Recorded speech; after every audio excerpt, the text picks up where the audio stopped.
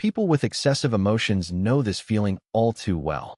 Every now and then, they just can't help but want to offer some emotional value to others. To put it simply, it's like wanting to give every girl in this world a home. However, just as I was about to confess to my online chat partner in person, I unexpectedly saw a barrage of bullet comments appearing out of nowhere. One comment said, "Male supporting character, don't waste your time. The female lead is avoiding you now." She realized she was chatting with the wrong person, and now she almost regrets it to death. The male supporting character causes a lot of harm all because he used an avatar very similar to the male leads. Otherwise, Willow wouldn't have gotten confused. Another comment popped up. The female lead is also disgusted by him. And our male lead? He just became friends with the female lead yesterday. How unfortunate. As I was frozen in shock, I ran into Willow. When she saw me, her gaze immediately flicked away and she avoided me completely. So, the next second, I walked past her and directly handed my love letter to her roommate. Online chat partner? I don't just have one. The flirty voice messages at night? I send them to multiple people at once. Chapter 1. When I saw those bullet comments, I was a little stunned. Holding flowers outside the sports field, I looked at the barrage of comments still scrolling and gradually started to piece things together. According to these comments, I was just a cannon fodder supporting character in a sweet novel, and my online chat partner, Willow, was the female lead. Looking down at the love letter in my hand, I finally realized no wonder in recent days her responses had been slower and colder. It turned out that she had mistaken me for the male lead, Makoto, from the beginning. That's why she added me on WeChat and chatted with me, and gradually developed feelings during those good morning and good night exchanges. Now that she knew the truth, she was avoiding me. She saw me as the obstacle to her relationship with Makoto. I heard the sound of laughter and chatter nearby. I looked up and saw Willow walking towards me. Her light blue short-sleeved top outlined her graceful body, the hem falling naturally at her waist, perfectly covering the top edge of her stretchy shorts. As she walked, the hem of her shirt fluttered and her shorts appeared intermittently, tracing the outline of her firm, well-toned legs, making it hard to look away. She was too dazzling and was the object of many boys' secret affections. She shone brightly, and when she took a few steps, she looked up and saw me. Willow paused her steps. Then she awkwardly shifted her gaze away and started talking to her best friend next to her. Seeing her reaction, I sighed. It seemed like those bullet comments were true. One comment said, "If I were the male supporting character, I'd definitely stay far away from the female lead and not make a fool of myself." Another one commented, "Yeah, the male and female leads are a perfect match. The supporting character insists on butting in. Isn't that disgusting?" One more said, "The female lead doesn't even want to look at him." Willow didn't look at me. She was staring at her phone, seemingly replying to someone's message. A smile unconsciously appeared on her face. It must have been the male lead, Makoto, whom she just added as a friend. Just as she was about to walk past me, I reached out and stopped her. In her surprised gaze, I smiled and asked, "Are you Willow?" The bullet comments started to roll in like crazy. They were all cursing me. I ignored them and kept my focus on Willow. "Is Anna your roommate? Do you know where she is right now?" Willow froze for a moment. She furrowed her brows and said, "What do you need her for?" I shook the flowers and love letter in my hand and replied, "I've got something to give her." Chapter 2. Willow didn't say anything, but her best friend who was standing by and watching the drama came over and said, "Anna, you're looking for her? She's at the tennis court next door." I replied, "Oh, okay, thanks." With that, I took the love letter and headed toward the tennis court. I could hear whispers behind me. Though they were supposed to be whispers, they weren't exactly quiet. I could hear them clearly. One person said, "He's crazy, he actually likes Anna." "Yeah, Anna is so eerie. How could anyone like her?" Another person added, "Anna is pretty though, even though she's a yandere. Men care about looks. It's not surprising that someone likes her," someone else said. "Hey Willow, why aren't you saying anything?" Another voice chimed in. "Willow, what are you doing? Aren't you going to eat?" I heard hurried footsteps behind me. Before long, someone stepped in front of me. I froze and asked, "Classmate Willow, is there something else?" Willow frowned as she looked at me and then glanced at the love letter in my hand. She seemed to realize what she was doing and awkwardly ran a hand through her hair. She bit her lip and said, "It's nothing. I just suddenly remembered that Anna has a bit of a strange temper." You don't know her well, and if you go to find her now, she might get angry. How about I give this to her for you? The bullet comments began to heat up. One comment said, "What's going on? Is the male supporting character playing hard to get?" Another comment read, "Scared me. I thought the female lead really had feelings for this plain supporting character. Now it's clear she's just being kind." There was another comment. "Honestly, the female lead is so fragile. She was so depressed last year, she almost gave up. And if it weren't for the male supporting character comforting her, tolerating her unconditionally, how could she have gotten better so quickly? If I were the female lead, I'd probably be moved by him." I got a bit lost in thought as I read the comments. They were referring to the volleyball match from last autumn, which was very important to Willow. But Willow messed up during the crucial round. That match was lost. Everyone tried to comfort her, but she could still feel the silent sighs from her teammates, filled with immense pain and guilt. She hid away by herself. At that time, I sent messages and gifts, but not only did she not appreciate it, she lashed out angrily and said many harsh things. I wasn't upset. In the end, I just recorded a song for her, deliberately off-key. Less than 5 minutes after I sent it, she replied angrily, "Stop singing. You're making me so disgusted that my leftover food is about to come up." Her tone was complaining, but there was a hint of a smile she couldn't hide. That night, I stayed up chatting with her, and eventually I managed to help her feel better. A bullet comment said, "The male supporting character stole the male lead spotlight. Willow could never fall for him. She's always only liked the male lead." Another comment said, "Exactly. She only added the male supporting character because she thought it was Makoto adding her. Otherwise, he would have never made it onto her list." That's probably true. I shook my head at Willow and said, "It's okay. I know Anna pretty well." Willow froze for a moment and asked, "How is that possible?"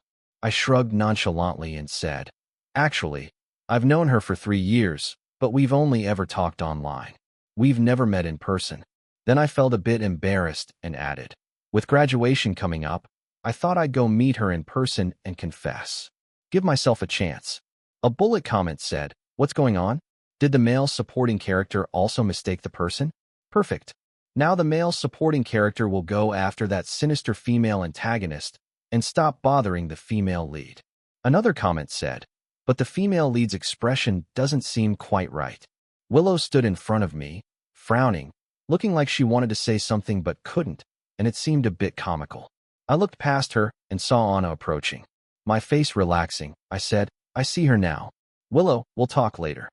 Willow blurted out, "Aren't you mistaken?" I froze and asked, "Mistaken about what?" Willow bit her lip and said, "Didn't you say you've never met her? How can you be so sure the person in front of you is Anna?" I couldn't help but laugh. I said, "If it's not her, could it be you?" Willow immediately denied it without thinking. She shook her head and said, "It's not me." I looked at her steadily for a while. Willow barely dared to meet my eyes. I nodded and said, "So Willow, you don't need to worry about it." With that, I quickly walked around her and ran toward the crowd, leaving the tennis court. Willow instinctively raised her hand but stopped herself. Chapter 3. Anna was tall and striking, standing out in the crowd. She walked at the back, her long hair casually tied behind her. The hair on her forehead was wet, and she casually swept it behind her ear, revealing her delicate and beautiful face. However, her expression was cold, with a "don't come near me" vibe. Apart from tennis practice, no one was willing to walk with her. I skillfully maneuvered through the crowd, heading against the flow, and stopped right in front of Anna. At first, she didn't notice me and almost bumped into me. When she finally saw my face, she froze for a moment and asked, "What's up?" I handed her the love letter and flowers and said, "I need to talk to you. I'm confessing my feelings." Anna looked at the crumpled envelope in her palm, then looked up at me. Actually, everything I told Willow was true. I really do know Anna quite well, or at least that's how I see it. I have a habit of being overly emotional and love providing emotional value to others. Simply put, I want to give every sad girl in this world a home. So I don't just have Willow as an online chat partner. Willow responds the most and asks for the most emotional support. She will pour out her frustrations when she's sad and cling to me for chats before bed. In sharp contrast, there's Anna. She's so aloof. I could send her 10 messages and she wouldn't reply to a single one. But I don't mind, because I really like her looks. When her gaze met mine, I wasn't nervous. I said, "Let me introduce myself. I'm George from the statistics department next door. Anna, it's okay if you don't accept my confession, but how about we get to know each other offline first?" Anna didn't pay much attention to me and just walked off with her tennis racket. I didn't mind, happily heading to the cafeteria for a meal. On the way, my phone beeped a few times. It was a message from my game friend, Badass Makoto. He wrote, "George, a few days ago you said you were seeing a therapist and the doctor suggested you get a girlfriend. How's that going? Any progress?" I thought for a moment and replied, "I already had someone in mind, but now I've decided to go for someone else. What about you? Didn't you add your goddess on WeChat? How's that going?" Badass Makoto replied with some frustration, "It's been okay. After adding her, I don't really feel like talking anymore. Talking to you about games is more fun." Just then, I saw the barrage of bullet comments starting to scroll rapidly. It seemed like something had triggered them. One comment said, "Can anyone explain why the male supporting character is also friends with the male lead?" Another one said, "Male lead, what are you doing? The female lead is still waiting for you to reply to her. Why are you chatting with the supporting character?" The next comment replied, "Male supporting character, look behind you. That Darjeeling girl is following you. How can you even speak to her?" Another comment, "This is getting messy. Let's wait for the drama to unfold." While I responded to Badass Makoto's message, I kept an eye on the barrage. It seemed like these comments weren't entirely useless after all. It turns out Badass Makoto was the male lead, Makoto, and Anna was following me. I suddenly turned around and Anna froze when she realized I had spotted her. She wasn't embarrassed at all. She walked over with a cold face, snorted, and brushed past me. Her mental fortitude was extraordinary, definitely not something an ordinary person could match. I clicked my tongue in amazement, but didn't mind, turning around to head into the cafeteria. Today was a bit tiring. After washing up in the dorm, I felt sleepy right away.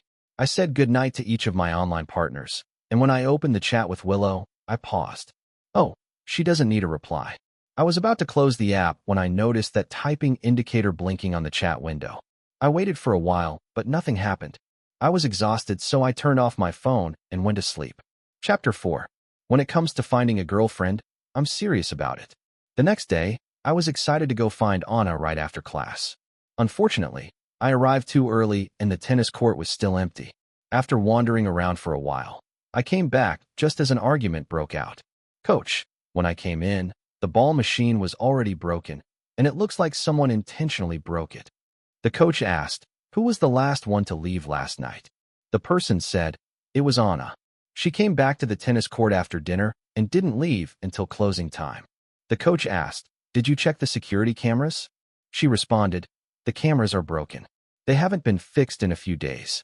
As they were arguing, Anna walked over. Everyone froze and looked at her. The coach furrowed his brows and with an unpleasant tone, asked, "Anna, did you break the ball machine?" Anna glanced at him and shook her head. "No." Her nonchalant attitude made the coach a little annoyed. He impatiently said, "Don't deny what you've done. It's not a big deal." The students whispered among themselves, "It's probably her who did it. She still won't admit it. Is she afraid of paying for it?" The barrage was also full of doubts about Anna. One comment said, "Not being the protagonist for a reason. This person has moral issues. Did you see the look in her eyes? She did something wrong and is still showing an attitude." Anna's face turned red with anger. Her gaze fell on someone in the crowd, and she coldly snorted before taking out her phone from her bag. She quickly pulled up a video and showed it to the coach. The video showed an empty tennis court with a girl in the corner clearly kicking the ball machine in frustration. The scene flashed by, and then the camera flipped, revealing a close-up of a familiar face. The person said, "Oh, Anna, haven't you made it to the tennis court yet? When are you coming? I've been waiting here for ages." The familiar voice, the familiar face.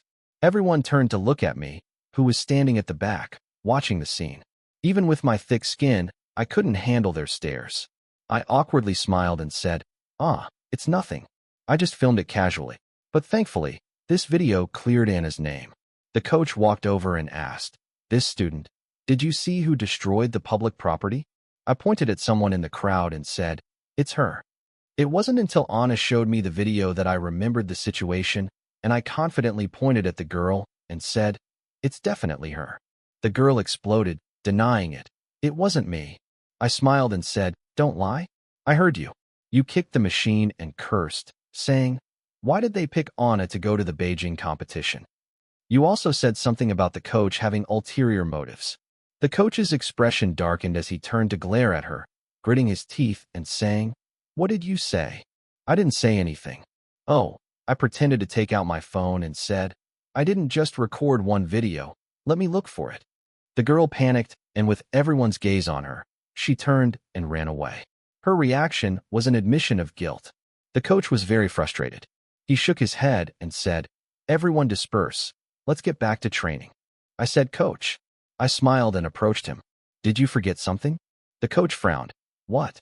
I pointed at Anna, who was silently organizing her racket, and said, you still haven't apologized to Anna.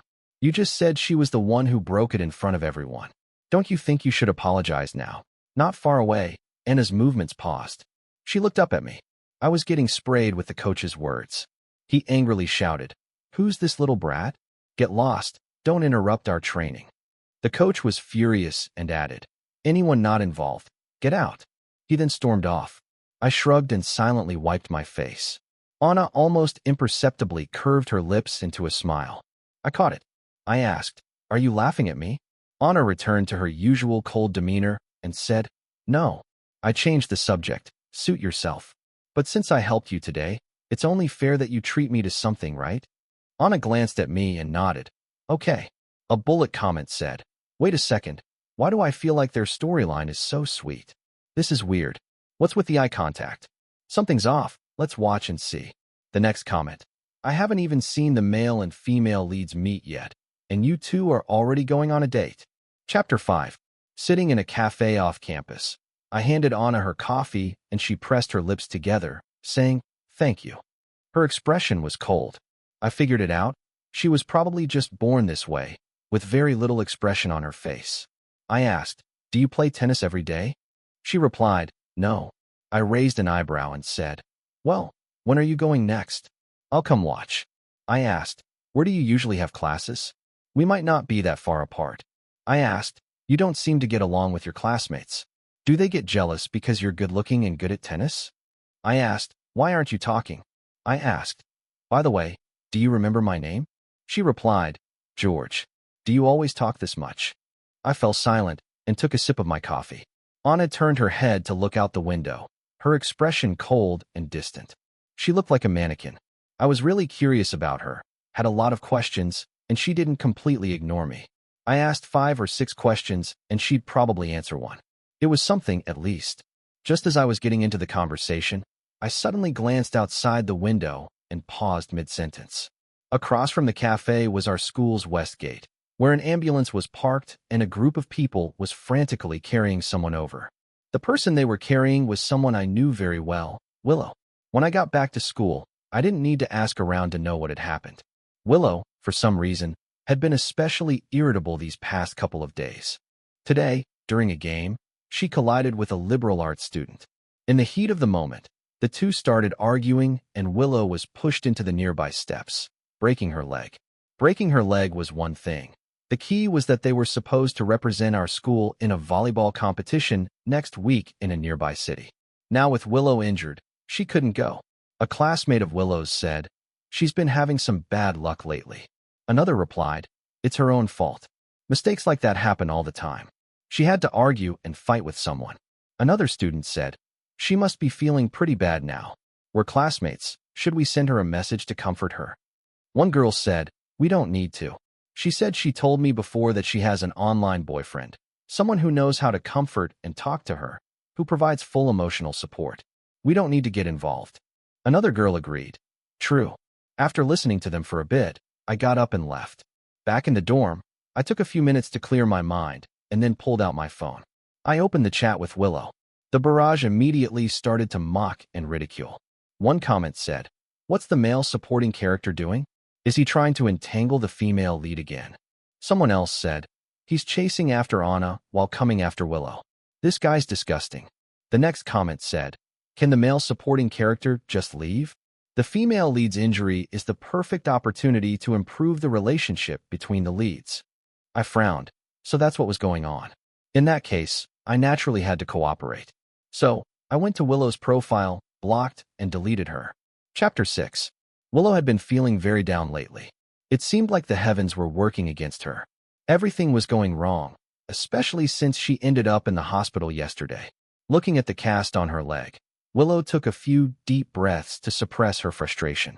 She aimlessly scrolled through her phone when suddenly, she received a message from Makoto. Badass Makoto wrote, "I heard you were in the hospital. What happened? Is it serious?"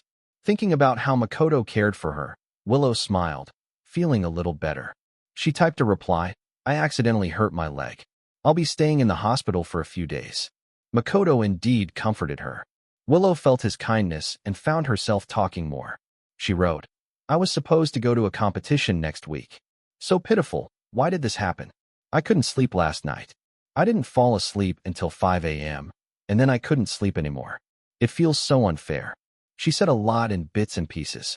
She had hoped that Makoto would chat with her to ease the frustration she was feeling, but she noticed his replies were getting slower and slower, and the content of his messages became more and more dismissive. Finally, their conversation ended with Makoto's, "Rest well, drink more hot water." Willow was even more upset now. She suddenly felt like Makoto wasn't as good as she had imagined. Out of nowhere, she thought of George. If it were him, they would have probably had a great conversation. George was always like that. He knew exactly how to cheer her up, but he also knew when to give her space. When chatting with him, she didn't have to worry about anything, and she always had fun. Although she had added him by mistake at first, thinking he was someone else, Willow now thought she didn't regret it that much. Sitting on her hospital bed, Willow's thoughts were racing. Maybe it was because the elderly lady in the next bed kept talking in her sleep, but Willow was feeling restless and eager to talk to someone. Without thinking much, she clicked on her chat with George. She hesitantly typed, "Are you there?" The next second, a prominent red dot appeared with the notification. "George the Invincible has turned on friend verification. You're not his friend yet." Willow suddenly clenched her phone tightly. Chapter 7. I nearly laughed out loud when I saw the post Makoto just shared. Badass Makoto replied, "A man's path to strength begins with breaking free from the illusion of female charm." Noticing I liked his post, he came over to chat with me. He wrote, "I've finally shaken off the goddess's spell." He then started talking about his situation with Willow, clearly still in disbelief. He said, "She's been treating me like an emotional trash can, always complaining, wallowing in self-pity, full of negativity. Why should I keep putting up with that?" I teased him a little, and Makoto seemed to cheer up a bit. Then he suddenly asked, "I've been wondering, you're George from the statistics department, right?" I was shocked. "What? You figured it out?" Makoto laughed. "Your username is pretty obvious." True enough, only someone like Willow could mistake me for someone else. Makoto then said, "I heard you've been getting close to Anna lately." I openly admitted, "Yeah, I'm pursuing her. Lately, I'd been going to find Anna. Sometimes I'd bring her milk tea, other times I'd take photos of her. I didn't try to hide it, and many people noticed." Makoto hesitated for a moment, then tactfully suggested, "Maybe you should consider someone else?" I was taken aback. "Why?" Makoto hesitated even more. After a few seconds of silence, he sent me a message. "I've heard rumors, and I'm just telling you what I've heard. Anna isn't mentally stable. Do you remember the misandrist and anti-child slogans that appeared around campus? The past couple of years, our school had found several of these extreme slogans from last year to this year, but no one knew who put them up. They were always posted in places with poor camera coverage, and the content was highly disturbing. Things like fetal parasitism, abortion of male babies, tricking boyfriends into getting vasectomies, extermination of males, and other extreme statements that made anyone who saw them shudder. The most outrageous thing was that she didn't even spare male animals. She had tortured a few male cats on campus. I replied, "I know about that, but what does this have to do with Anna?" Makoto replied, "My junior saw her kill a cat in the garden when she was walking back from the library." I stared at the message, shocked. I couldn't imagine Anna being that kind of person. It didn't seem like her. I asked, "Are you sure it was her?" Makoto replied, "There's no concrete evidence." That night, it was already dark and my junior's roommate only saw Anna standing in front of the dead cat. She didn't see her actually do it. But she's still a prime suspect. You'd better not get too close to her. Makoto was just trying to warn me, and I didn't argue with him. I casually responded and then exited the chat. Just then, I glanced at the barrage scrolling across the screen and froze. One comment said, "Although Anna is a Yandere, she's not an extreme fighter." I remember this storyline. Who was that woman? I kind of forget. Another person said, "Maria? Was it Maria Liu or Maria Lee?" The next comment agreed. Yeah, that's right. On the surface, she's a model student, but deep down she's extremely twisted. I couldn't contain my excitement. After washing up, I lay in bed, carefully recalling the information I had gathered from the barrage. It seemed like this barrage was actually useful, and the information they provided was already very specific. The truth would soon come to light. I was overthinking, and I started feeling restless. I casually searched for Anna's name on the school forum, and the posts that popped up made my heart skip a beat. There were posts from boys who were attracted to her looks, trying to gather information about her. The posts quickly got replies. One person, "Dude, you really don't want to get involved with her. She's the one who put up all those extreme slogans around the school, and you still dare to go after her? Not afraid of spending the rest of your life with your lower half untouched?" He replied, "Hasn't someone like her been expelled yet?" The reply came, "No proof, but everyone knows it was her." There were countless similar posts. My frown deepened, and I started to feel suffocated. I abruptly closed my phone, but Anna's face flashed in my mind. Suddenly, I thought I understood why she seemed so out of place, why her expression was always so cold. Because she had received so much malice. Originally, I was pursuing Anna just for her looks because my condition requires it, but now I felt a bit of sympathy for her. Maybe if I could find the real culprit, Anna wouldn't be misunderstood by so many people anymore. Chapter 8. I started paying attention to the girl from the School of Life Sciences, Maria, the one who had been mentioned. After some investigation, I narrowed it down to one person, a second-year student from the School of Life Sciences, Maria Lee. She was slightly chubby, with a round face and sharp chin, always wearing thin-framed glasses, looking very ordinary. She was a top student with excellent grades, had no hobbies, and spent most of her time in the library. She was the kind of student the teachers loved, the type who stayed out of trouble. I secretly observed Maria for a few days and followed her around. Her routine was too normal: classroom, cafeteria, library, dormitory, just 4 places in a straight line. But yesterday, when she passed up by the flower bed outside the library, she suddenly stopped and looked inside, which seemed a little unusual. Today I was planning to follow her again, but just as I was heading to the library, I was unexpectedly stopped by someone. Willow, who had just gotten out of the hospital and still had a cast on her leg. I quickly composed myself and asked, "What's up?" Willow looked unhappy, her brow furrowed. She said, "Why are you always following that person?" I stared at her in shock. Willow pointed toward the library across from us and said, "My dorm is over there. I can see everything from my balcony." I raised an eyebrow. "I see." I was a bit confused by Willow's question and asked, "What's it to you?"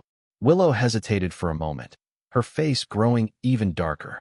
I couldn't be bothered to argue with her and tried to walk past her toward the library, but she grabbed my sleeve.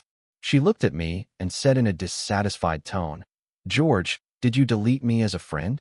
I met her gaze and nodded. "Yes." I feigned realization. "Oh, so you knew it was me, huh?" I continued, "But didn't you add the wrong person in the first place? We added each other because of a misunderstanding. Now we're removing each other. It's just putting things back in order." Willow furrowed her brows. "What do you mean by that?" I sighed and said, "Honestly, I added you by mistake too. I thought you were Anna. When I realized my mistake, I wanted to delete you, but you kept messaging me every day. I didn't want it to be awkward, so I kept you on my list. But Willow, you know what? Talking to you is actually kind of annoying." Willow's lips trembled with anger. The barrage started commenting. One comment read, "That's some brutal honesty." Another one said, "Does the male supporting character really have to be so harsh? The female lead doesn't even like him." Another comment read, "I actually think the male supporting character didn't do anything wrong. The female lead ignored him first, and if both parties made a mistake, deleting each other is the most decent way to handle it." Oh, after reading so many comments, it's rare to see one that makes sense. I felt a little moved. Willow was still tightly gripping my sleeve. I got impatient and roughly shook her off, but I forgot that Willow only had one working leg right now and she was still using crutches. She lost her balance and nearly fell backward. I jumped in surprise. Just as I was about to grab her, I saw a hand reach out and steady her. It was Anna. Anna didn't act like she was doing something nice. She released Willow and turned to me, asking, "Got a minute?" I stared in surprise, then nodded. She said, "Want to grab a meal?" I immediately brightened and said, "Sure. Do you like spicy food or non-spicy? I know a place that's really good." Willow stood by, silently feeling invisible. She felt even more embarrassed in front of Anna. She didn't say a word and just turned to leave. After walking a few steps, she stopped, turned back to look at Anna, and then at me, with an unclear look on her face. She snorted and said, "Anna, so you like this kind of scumbag who plays multiple sides, making up rumors and spreading slander?" Neither Anna nor I reacted. We just watched her. She must have realized she'd gone too far. Her face turned red as she hobbled away. After Willow left, I finally realized they were roommates. If Willow had noticed me hanging around near the library these past few days, Anna must have noticed too. She probably didn't misunderstand anything, right? Just as I was about to find a way to explain myself, I heard Anna say, "Let's go. Let's grab a bite." Chapter 9. This small restaurant had only just opened recently. The taste and the decor were both pretty good, but the location was a bit out of the way, so there weren't many people. After eating and drinking to my fill, I leaned back in my chair and let out a deep sigh. Anna also put down her chopsticks. She looked at me and asked, "George, what do you think of Maria?" I was startled and immediately explained, "No way, absolutely not. I don't have any romantic interest in her." Anna blinked in surprise and couldn't help but laugh. She said, "That's not what I meant." I scratched my head and said, "It doesn't matter what you meant. Let me explain first. After all, I'm still pursuing you." Anna looked away, her ears suddenly turning a little red. I blinked in surprise. Why is she blushing? I didn't say anything at all. Maybe to ease the awkwardness, Anna changed the topic. She said, "About Maria, you shouldn't get too close to her. She might not be completely normal." I whitened my eyes and blurted out, "You know about her torturing cats?" Anna furrowed her brows. "How do you know about that?" She met my gaze, fell silent for a moment, then said, "I've been investigating her for a while, and I finally confirmed it was her." Watching her expression, I hesitated before asking, "Anna, can you answer me one question?" She responded, "What?" I said, "Someone said they saw you doing something bad to a cat in the garden. What exactly happened?" Anna remained silent for quite a while. Just as I began to question if I had been too forward, I heard her say, "That night, I was coming back from off campus, and when I passed by the garden, I heard a cat's miserable cry. It was short, and then it stopped. I even wondered if I had heard wrong. I followed the sound and found a little cow-patterned kitten, only about 2 or 3 months old." She bit her lip and continued, "I squatted down to try to save it, but then a girl showed up and screamed before running away. You know the rest of the story." I sighed and asked, "Didn't you try to explain?" She replied, "It's useless." Anna's voice was calm as she said, "Just like how they couldn't find evidence that I did it, I also have no proof that I didn't. In situations like this, most people end up believing the rumors as the truth." She paused before continuing, "What about you? How do you know it wasn't me? You even investigated Maria?" I looked at her and said, "Because I believe you. You're not that kind of person. As for Maria, it's just a suspicion, a misunderstanding, an accidental mistake," I explained vaguely. Anna obviously wasn't easily fooled. She furrowed her brows and asked, "Why do you believe me?" I smiled and said, "Don't you know that I added you on WeChat?" Anna froze. I thought for a moment and said, "It was at the start of our freshman year. I saw you feeding cats under a tree, and that scene really touched me. I asked several people before I could get your contact details. Anna, you're hard to add. I tried 5 or 6 times before finally getting onto your friend list. So of course I know it wasn't you." Anna stared at me, stunned. Her cheeks turned red again. I suppressed my laughter, watching her with great interest. Looks like Anna is actually pretty innocent. Chapter 10. Maria hasn't been acting right these past few days. She has been coming out of the library later and later, and instead of going straight back to her dorm, she has been wandering around the campus. While walking, she often seems to be paying attention to the locations of the surveillance cameras, either intentionally or unintentionally. Anna told me that there was a tabby cat on campus that recently had a litter of kittens. Maria might be planning something. At 11 p.m. on Monday, Maria left the dorm.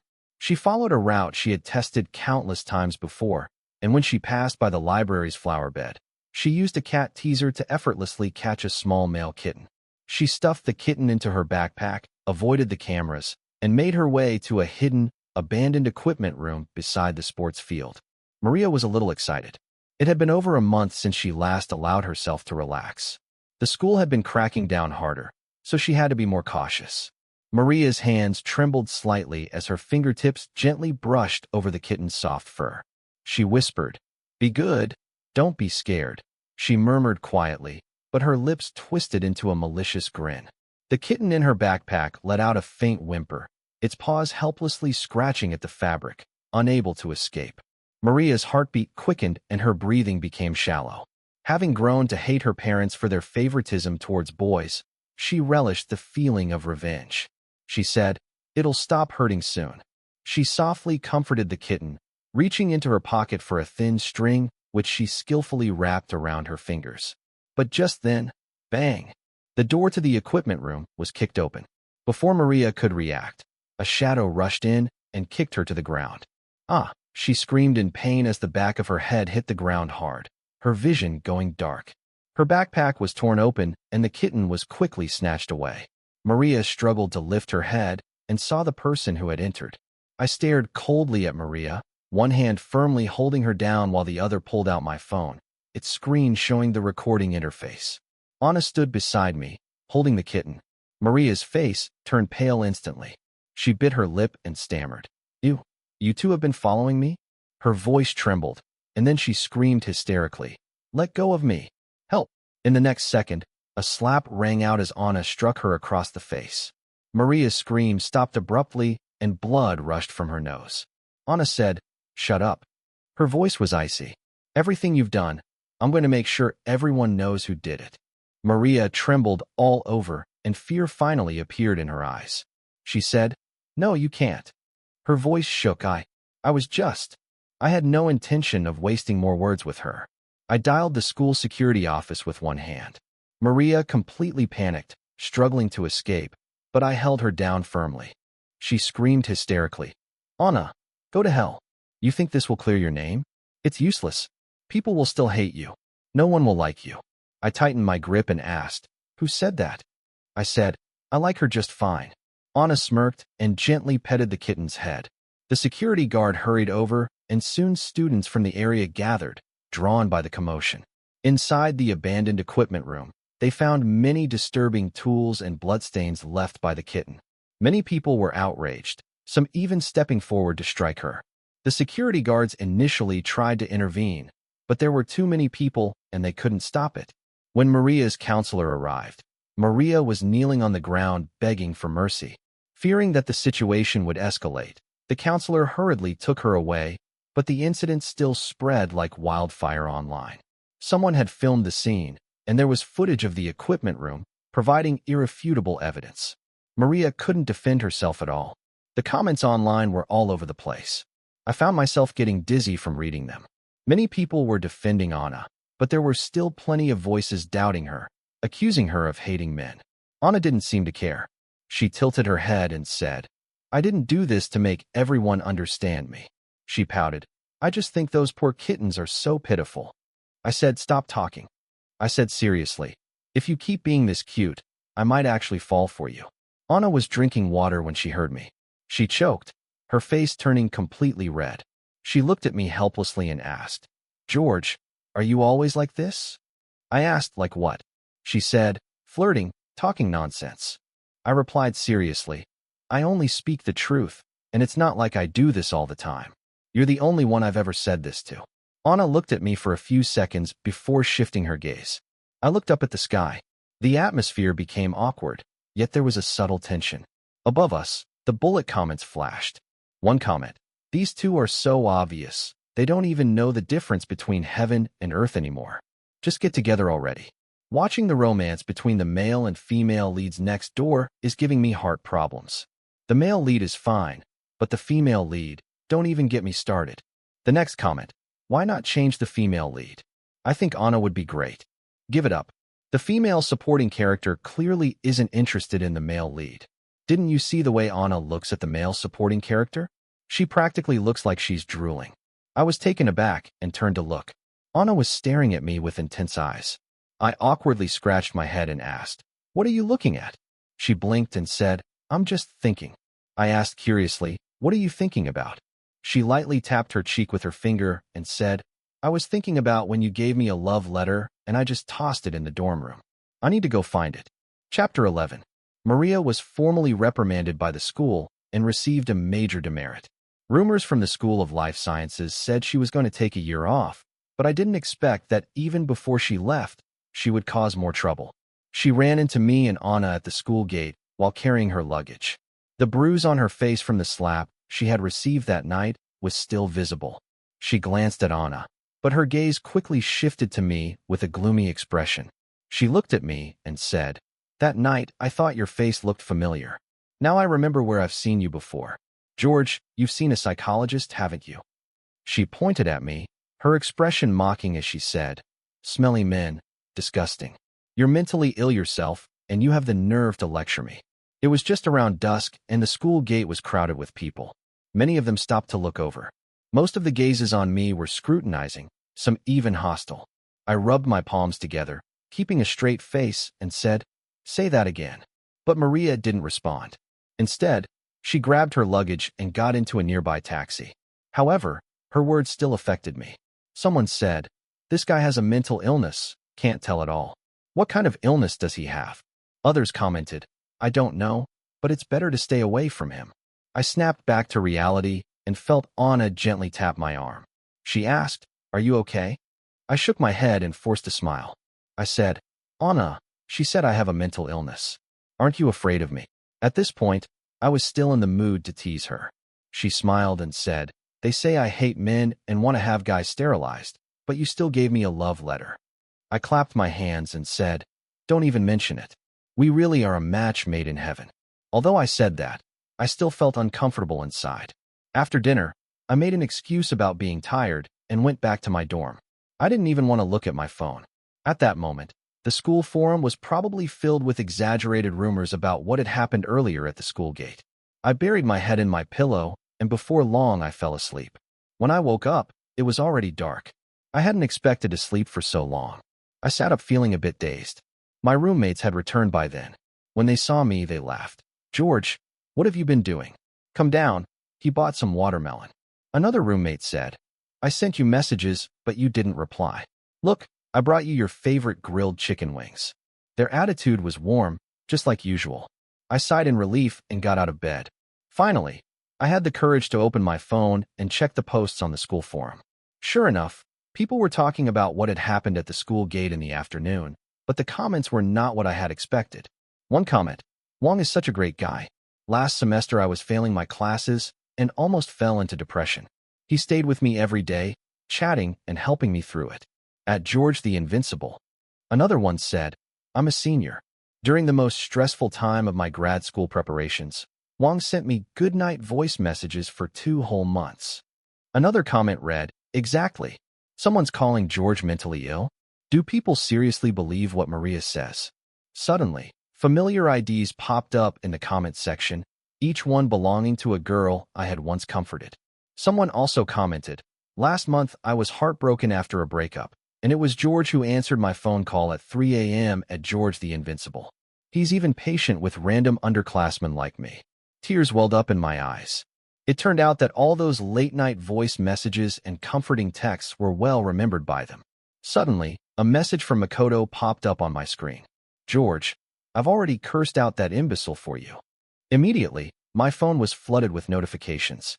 I shakily opened my social media and saw that Makoto had posted an update. "At George the Invincible. This is my bro. I've got his back." Screenshot.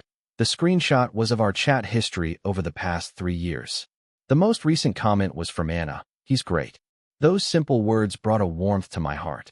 I froze for a moment while biting into a chicken wing, and one of my roommates asked, "Is it too spicy?" I didn't put much chili powder in it. Meanwhile, the bullet comments were flashing on the screen. One comment said, "He's basically every woman's best friend, and even the male side character is super popular." Another comment read, female lead, step aside. The male and female side characters are going to be together forever. Male lead, sorry, I used to badmouth you. The next comment replied, his name is George. Reading these comments, my mood lifted considerably. Suddenly, my roommate remembered something and ran over to me. Oh, I just saw Anna downstairs. Looks like she's waiting for someone. Could she be waiting for you? I froze for a second, quickly pulling out my phone to check. Anna had called me several times. I ran to the balcony and looked down. Sure enough, she was still there. Her slender figure stood under the street light, the soft orange glow spilling over her hair and shoulders, almost like she was bathed in a gentle halo. I felt my heart race a little faster. Without a second thought, I turned and dashed downstairs. Chapter 12. Anna. As soon as I ran out of the dorm gate, I couldn't help but call out to her. Anna turned her head and smiled softly, her eyes curving. Why are you running so fast? I was panting, barely able to catch my breath. I was in a hurry to see you. Anna paused for a moment, then took out a tissue to wipe the sweat from my forehead. She naturally withdrew her hand afterward. She tilted her head slightly and asked, do you want to walk with me? I replied, sure. There were many people out for a stroll around campus that evening, but most of them were couples. In this atmosphere, walking with Anna felt a little ambiguous. She broke the silence first, speaking in a gentle tone.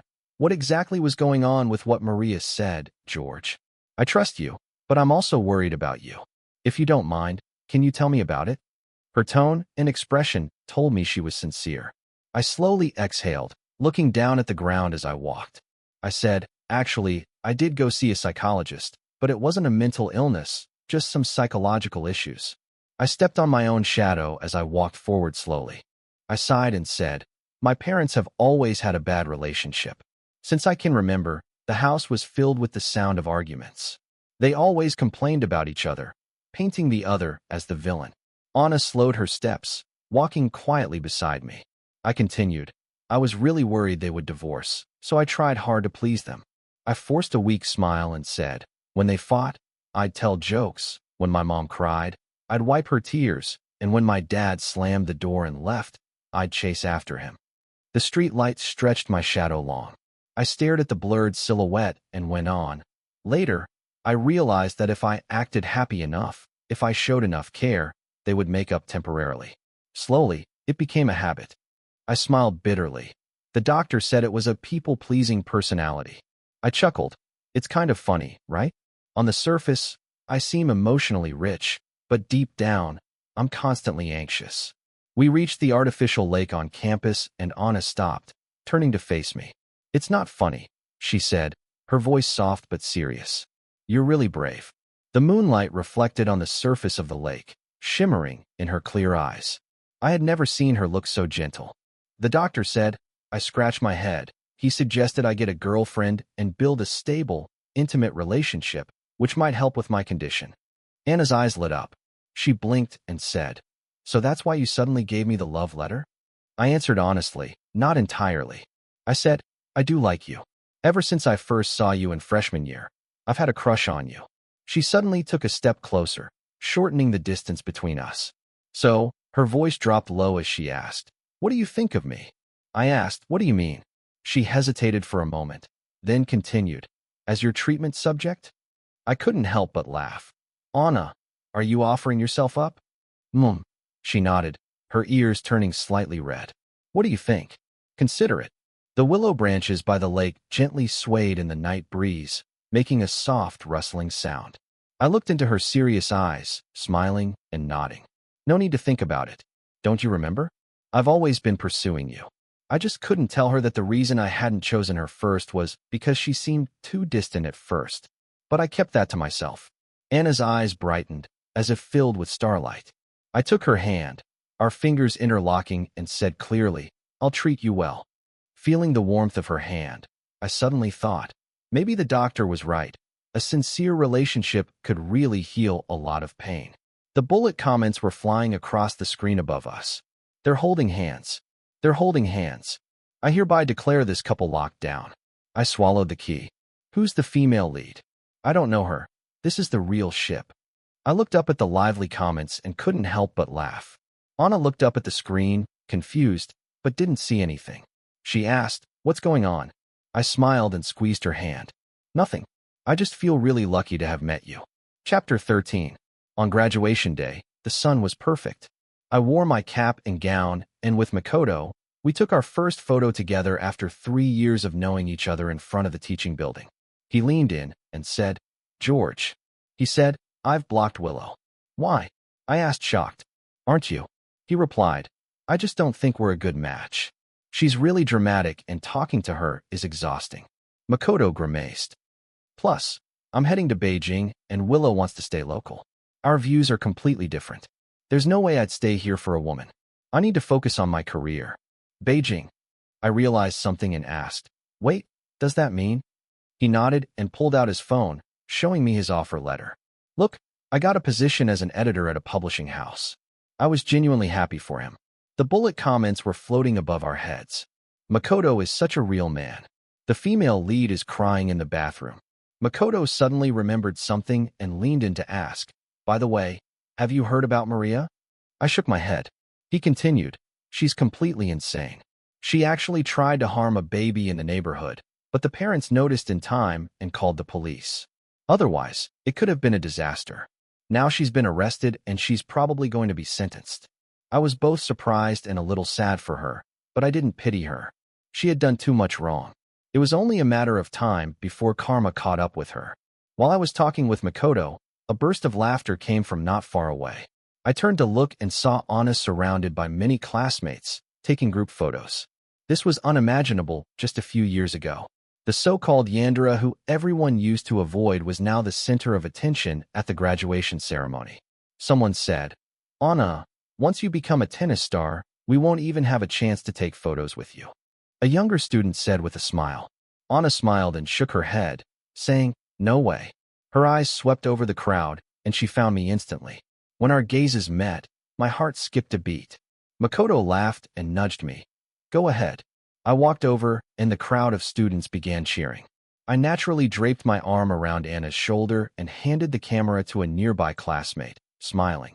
"Could you take a photo for us?" The student taking the photo instructed, "Get closer." "Yeah, just like that." At that moment, Anna suddenly stood on her tiptoes and gently kissed my right cheek.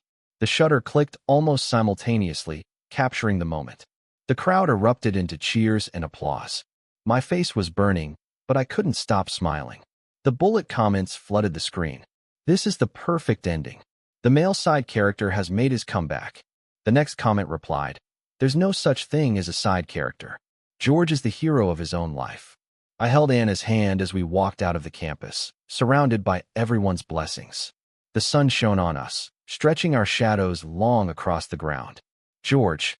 Anna suddenly stopped and looked at me seriously. "Thank you for choosing me." I shook my head. "No, I should be the one thanking you.